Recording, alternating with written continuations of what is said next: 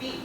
So the first one is focus and consistency. So yun, yung pag may personal teaching philosophy ka, di ba, every time you're standing in front of the class, you have your guide. You are guided. Kaya ito mo sa imuhang mga principles. And of course, it requires consistency. Hindi pwede nga ang personal philosophy teaching. Hindi mo kayo, ika-isa ka, kagawin naman na day. So hindi siya pwede, kaya dapat ay mas be consistent. Unless you are trying to revise sa imuhang personal philosophy, kaya mag-feel mo nga mag-feel naman.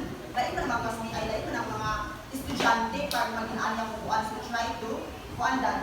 That's the time.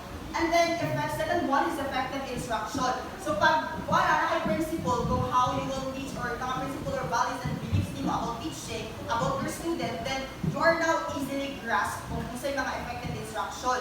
So mga nana siya nga, kung nana siya in the way na importante siya. And the third one is student-centered approach. So as what I have mentioned, number one, katulad is, of course, focus kita sa estudyante kung how we will improve, how we will help them, how we will guide them, how will we facilitate our learners.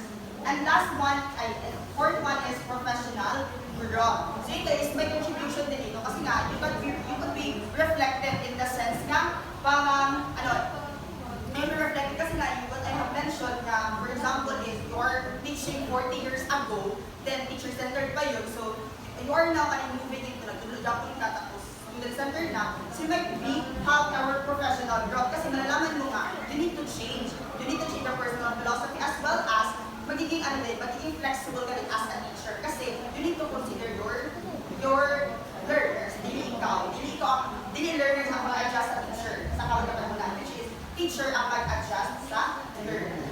Teacher ang mag-adjust sa mga principles based sa kung saan na generation ka mo how they will teach the classroom. So, ganun lang yung napakahirap ng gawin sa teacher. Kaya, magtuloy mo sa tatuhon. So, that's our big challenge. Kaya kailangan natin consider ang diverse student bisag kanang lisudjud siya. Pero we're trying to do all of those things so that we could really empower each of one and we can really empower each in this group.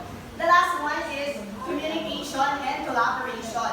So of course, pag ganito, ang mangyayari dito is peer review siya parang gano'n. So you have one, may time to like one to sa mga peer educator, yung may master itaw. So for example, like, di ba, as